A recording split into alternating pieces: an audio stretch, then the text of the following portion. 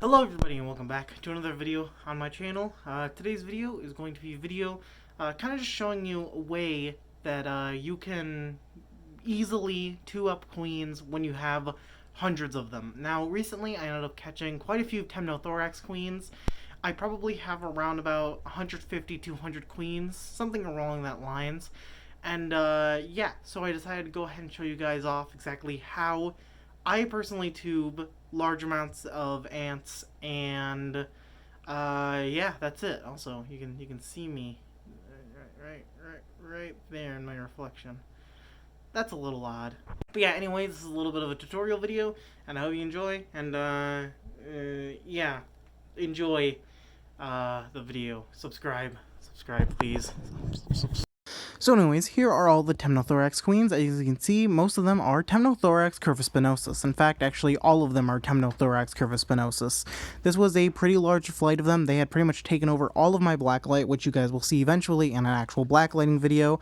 I was going to make a, bunch of these videos, but instead I'm just going to go ahead and, all compact them down into one little video. But yes, I have quite a few of these queens, and I really didn't know what to do with them. And of course, I have to tube them all, so I decided to go ahead and, to show you guys, what exactly I do. Especially with queens this small, this method is extremely easy to do. This method will not work if you go ahead and use them on, like, Camponotus or some larger ant. I'm sorry, I just want to go ahead and just show off just how beautiful these queens are. These queens are super tiny, but they are absolutely gorgeous little gals. Like, just that beautiful band on their backs and around their gaster is just absolutely amazing. So the first thing you're going to want to make is going to be some test tube setups. Now, of course, there is over a million different videos on how to make test tube setups, so I'm just going to go ahead and really speed run it here. First, you're going to need some cotton balls. Another thing you need is, some test tubes. After the test tubes, you're also going to need something long, like a pair of tweezers. Now, from here, it's pretty honestly really easy. Pretty much all you're going to have to do is just fill this little test tube up with water to whatever you want. I normally do around like 60% water for founding chambers. Sometimes I do around about 50. Honestly, people do them all different types of ways. It's pretty easy. Then all you're going to do is just stuff this piece of cotton in.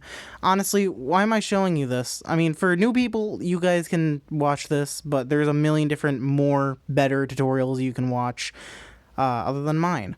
So anyways, you're going to want to head and do that, although you do not want to push it too far like what I did there, where, the water is actively seeping through, so you may have to want to retry this a few times until you get it to the preferred amount, which is pretty much there, but not completely seeping through. Kind of like what I did here, where you can still very clearly see the line isn't all the way out, but it is still pretty dang close. And bada bing bada boom, you got yourself a test tube setup. Anyways, let's go ahead and continue on with this video, because this part of the video is extremely boring. Alright, now that you go ahead and have your test tube set up, you're going to want to get some type of ant barrier, whether it be talcum powder, PTFE, or anything like that. You are also going to end up needing to go ahead and have a container, like a deli cup. I personally like deli cups, but really any container will do. And then the next thing you're going to need to do is going to have to put that barrier of some sort onto that deli cup in order to make sure that the ants cannot get out. Make sure the barrier is thick, because there is going to be quite a few ants inside of this very tiny little area. This makes it so it's going to be easier for you to go ahead and collect them, and it's just a lifesaver instead of needing to like do it in the tube. That is just really annoying. I do recommend tapping out whatever excess there is so that way they do not end up, getting stuck in it at the bottom. And as you can see, the bottom is mostly clear. Next comes the main fun part, which is taking your tubes full of ants and absolutely just smacking them into this setup here. You mainly just want to get every single queen that you can out of that test tube setup and put them into there.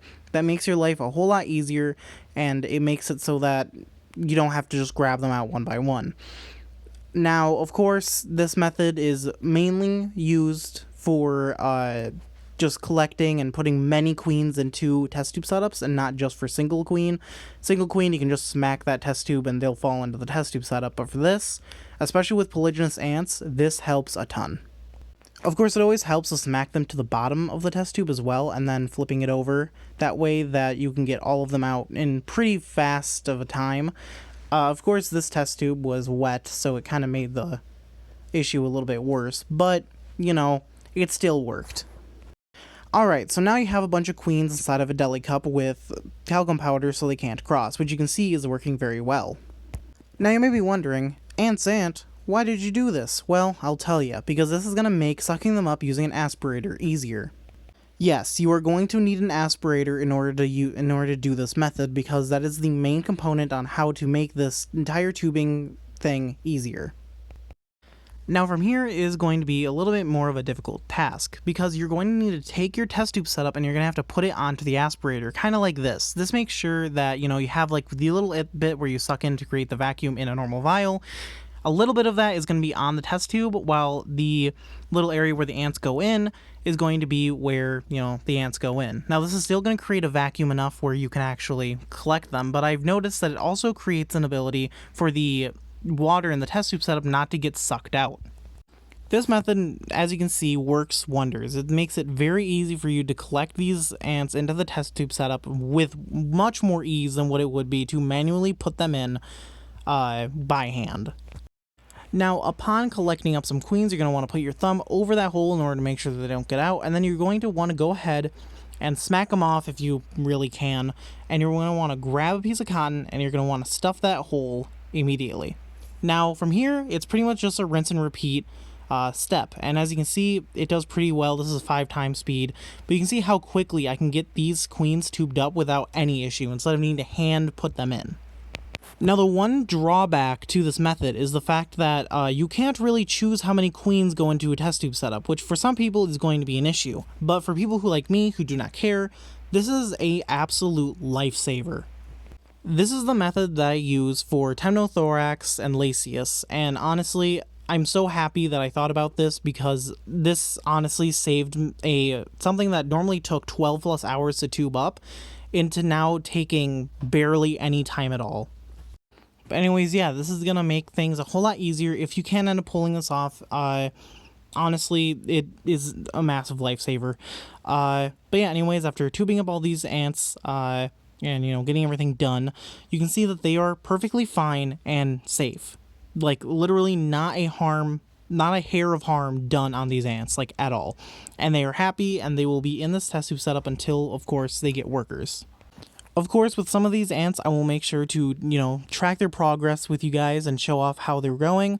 I have at least like 10 or so of these test tubes just filled with a bunch of Temnothorax queens. So hopefully we end up getting at least one colony to found today, or this year. But yeah, that's going to be it for this video. I hope you guys enjoyed. Like the video if you liked it, dislike if you dislike it, subscribe if you're new. I really wanted to make a tutorial on this, so I'm happy that the Temnothorax came along and had a massive flight. That way I didn't have to wait until Lacius, which is going to be in another month or so, towards the end of the year. So, yeah, anyways, like the video if you liked it, dislike if you dislike it, subscribe if you're new. Discord server, we're doing a photo competition. There might be some prizes. Check out Patreon, check out Instagram. I'm doing shorts now if you didn't notice that, so you can go ahead and check out the shorts area. And yeah, anyways, I'll go ahead and talk to you guys later. Bye.